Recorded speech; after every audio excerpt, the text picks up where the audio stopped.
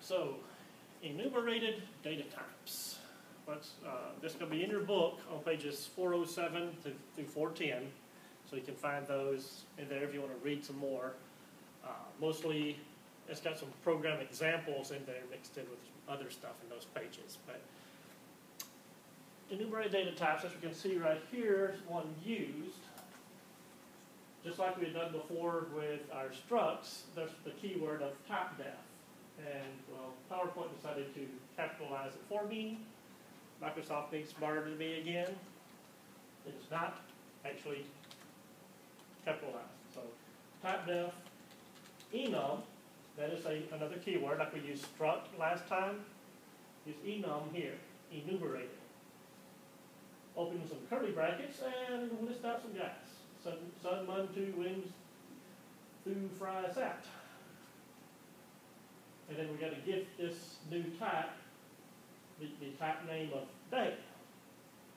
So with this, we have a new data type called day, which the values of it are Sunday, Monday, Tuesday, Wednesday, Thursday, Friday, Saturday. Now, do you think that would be helpful anywhere?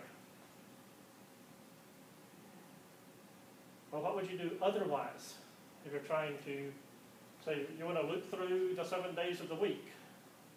You create a loop and call them 1, 2, 3, 4, and then in your mind know, okay, day number 1 is Sunday, day number 2 is Monday, day number 3 is Tuesday. You can do that, and there's nothing that stops you from that. It just makes it a little bit more readable when you do it. But we can come down, and like when you see declaring a variable of this new type, is that day of week being the variable name here, where day is the data type, just like int number. We've got day of week equals sun. Notice there's no quotes around that. That is not a string. It's not a string literal like we would do with the strings that we already studied. It's actually the letters S-U-N. They do not have to be all caps. It can be anything you want there. Now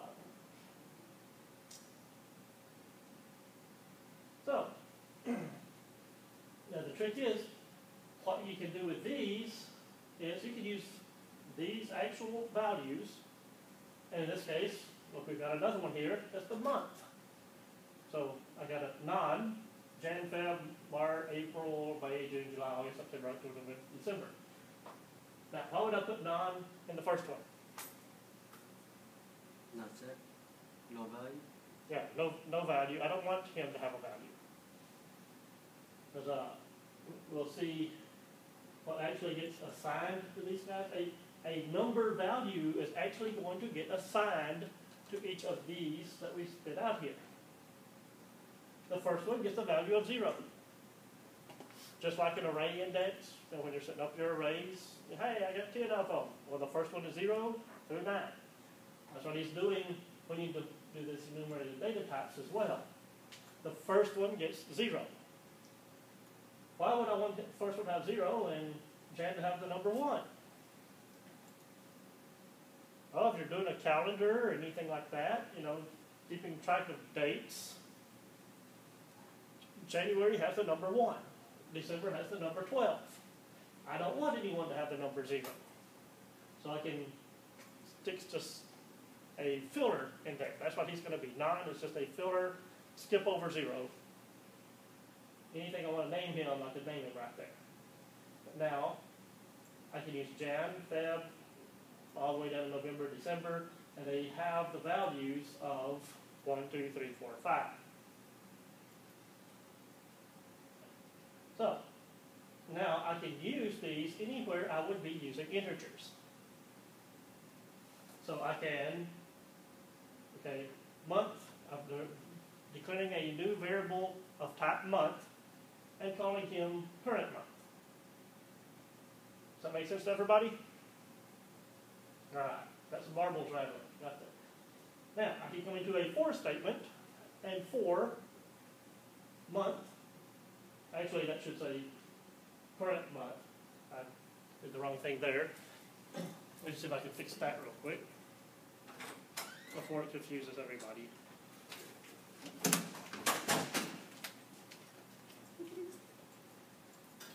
Yes, current month is our variable name.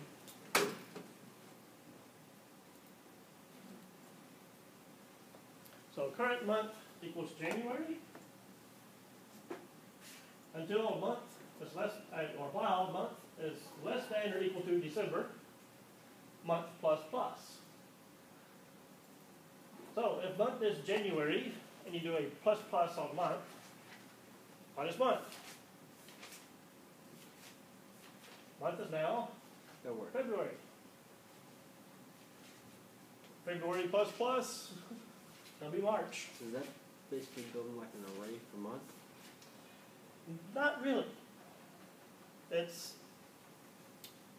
because once again you can use these values as integers. That normal array thing wouldn't be doing because you're not looking at the element at that position. You're actually referring to this as I could come in and say month equals February plus May if I wanted to. And that would give me July. Because being an enumerated type, what word does enumerated sound like? A numeral? It's a type of that has been enumerated. They have been turned into numerals. So whatever I say here, once again, Jan technically has the value of 1. That's not something you can change. You cannot assign new values to it. It's anytime the processor sees the word Jan, it says, okay, that's a 1. Feb, that's a 2. May, that's a 5. Other ways that this would be useful. Well, let's look here. How do they print out? If we were to say, okay, month, the current month equals March. We say print this month is, and current month, and we're going to use the percent %d because it is a decimal value. Output is, this month is 3. Month was Mar, 0, 1, 2, 3. So it's not going to be really handy in printing out stuff like that, will it? But consider if we actually had strings. Let's do strings instead. Okay, now we've got an array of strings done the same way. So we have an array called months that has 13 elements, each of which have 4 characters. Because remember, it's the 3 here plus the null character to terminate the string. I leave the first one blank again, so that the month sub 1 will be Jan. Month sub 2 will be Feb. All the way across. So now we can print month sub 3, and we would get Mar. But we can't do any of those other integer things with it. We can't do that for loop thing from Jan to December. It's not an option with these because these are strings.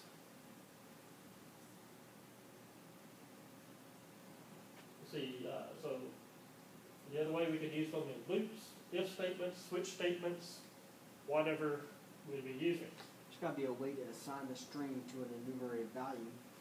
Ding ding. Combine the two. Better. See, I say, it's dangerous. Sometimes you think like me. So for one or the other of us, that's going to be problems. All right. I can do that on test time. Yes, test time is great.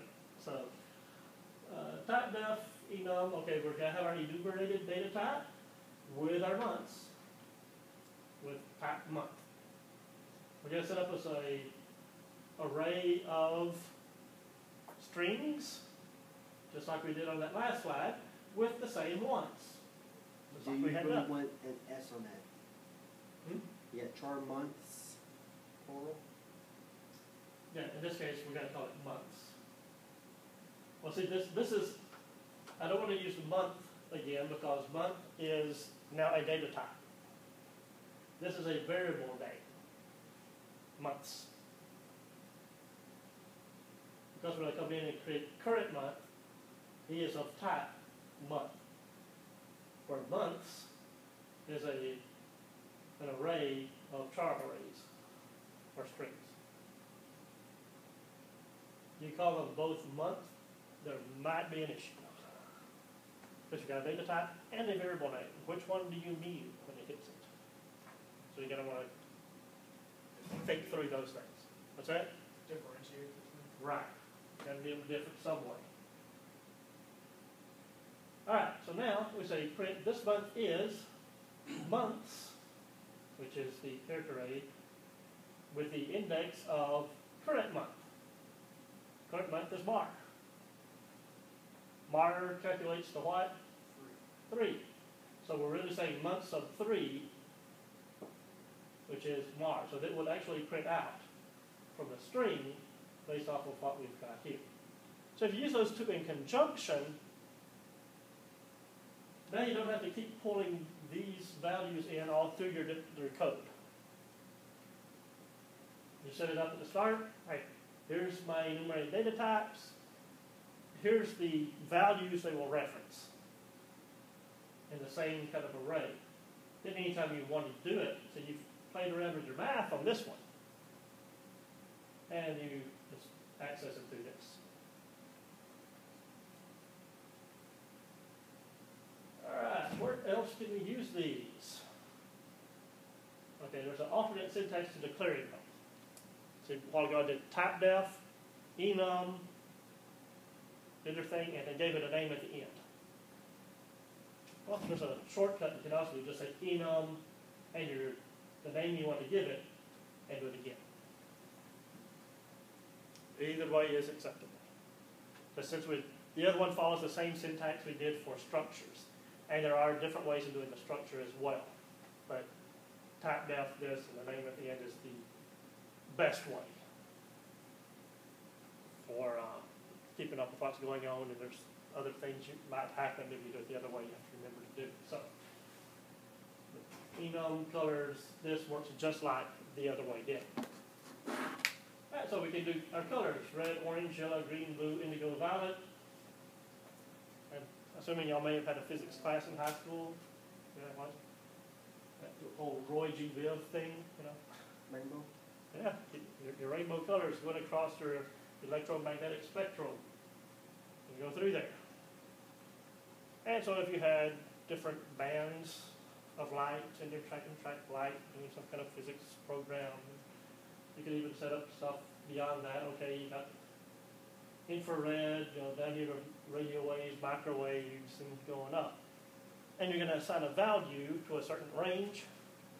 Well, there you got values for that. Doing an accounting program of some kind, you've got different kind of expenses, and you want to give a category number to your different expenses. Well, we've got rent, entertainment, utilities, food, travel, clothing, insurance, miscellaneous. And so when you're in your program, you need to sort these things. You can give it a name. Instead of trying to keep up with, oh, that is a type 2, that's a type 7, that's a type 13. Just use it by name. You don't have to remember the numbers and have to scroll back up. What did that mean? Yeah, there it is. Just use a number. Grade type, lab, test, final. Where would that come in handy? Well, if we're trying to do a program such as this, okay, we've got our grade types. We've got grade type, grade T. See, that's an equal allowed. Yeah. So we're going to set a new variable of type, grade type, set it equal to lab. Okay, we've got a grade that's an 87. We've got a weighted grade. Overall, how many points will that be worth? Okay, now we're going to do a switch on grade T. And if it's lab, we're going to put the weight is 0.3 times 0.1, saying it can be 30% of the grade and up to 10 points for that lab. So that lab's grade, actually, there's 10 labs total, so this is 1/10 of your lab grade, which overall is 1/3 or 30% of your whole grade. So in this case, like 87 is going to calculate here and break out.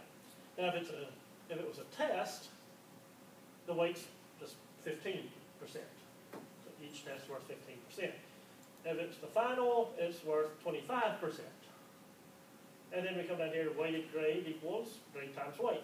So whatever it was, and multiply by that. And then you can sum those up and see what your overall grade is, right?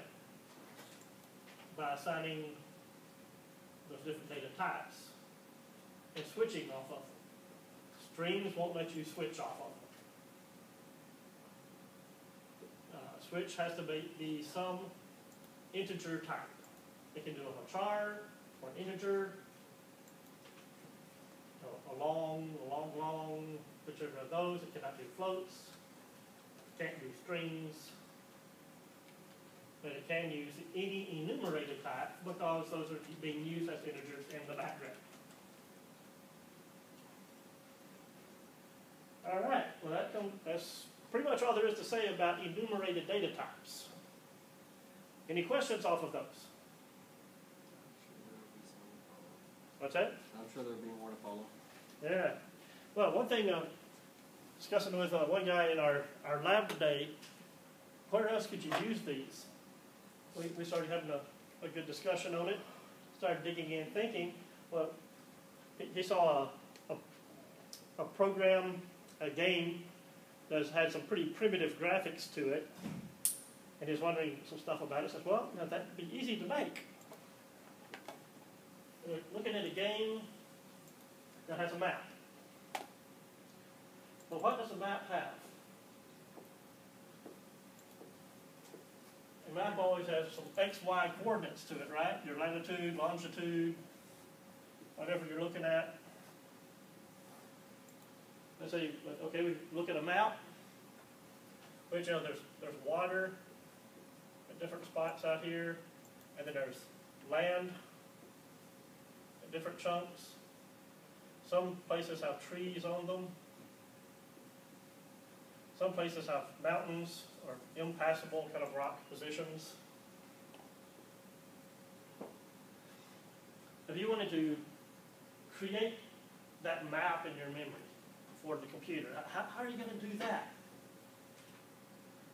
Well, if you look, that's got X, Y positions. What do we know that can hold things with X, Y positions? Also known as rows and columns. How about a two-dimensional array, right? So you've got your row this way, that's going to be our X position, and our column goes this way, that's our Y position. And now you can assign to it at this X, Y position. What do we have? Well, we've got water. Well, what if we come over here and we have an enumerated type, land type, is it equal? I think so. No, there is no equal. Is there? Right? No. Now you got me questioning myself. Yeah, there is no equal. All right, the first type we will say water, sand, tree, rock, and go on with how many other things you want. So if map is of type land type,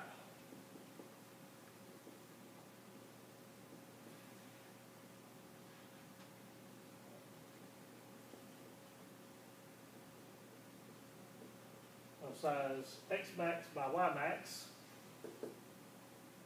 Now, we can say map sub x sub y, depending on why the location is one of these values. So if we were at map 0, 0, we can say that equaled water. You need to say water right there. If it's, see, so 1, 2. So 1 column 2. Remember, it starts with zeros. That's going to be sand. And then you had your player. You need to know where your player is as he's walking along the different kind of lands. Well, good thing to have out there, you have a struct.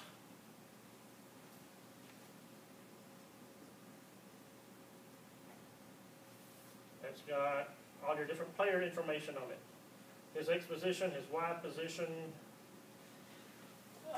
whatever else we need to know about him, how much health he has.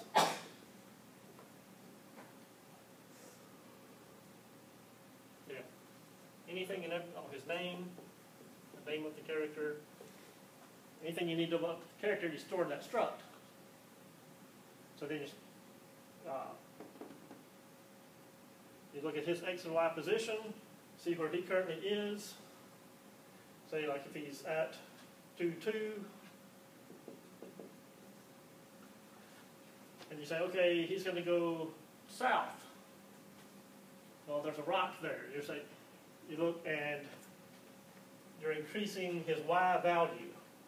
So at 2, 3, you would look up in your big chart, see what data is there, and say, well, if it's a 3, he cannot go that direction. So, okay, well, can he go east? Well, add 1 to your X direction. So at 3, 2, we look in there, and we look and we see that at 3, 2, it would say tree. And you do whatever his capabilities are in a tree location. So that's how gaming will be done in the background. So you can just keep track of your different types, do your logic based off of those, then do all your lookups, your structures to keep track of your players, whatever. So, that make it a little bit more real to you? Because everyone plays games in here, right? Anyone ever never played computer games? Didn't think so. As we talked about now, as you get more complicated with first-person shooters, you've also got to keep track of their height, the aim of their weapon up and down, side to side. So sometimes you can aim over here but walk this way. Unless you're running away from someone, still trying to shoot them. And there might be, oh, guess what? If you're here and the other person's here, you might not be able to shoot them. There might be a wall in your way. And people with bad programming or hacked programming, might forget about that wall or do some bad calculations and let you shoot through the wall and give them a headshot even though you weren't supposed to be able to see them. Now, if it was a wooden wall and you have a powerful enough weapon in the game, it might make it. But if it's a stone wall, it shouldn't be able to, right? So that's more stuff you got to take into account when you're doing that programming. So that's combining a lot of our different elements right there. Because everything we've discussed up to this point, it builds on each other to make more and more of the programming world possible.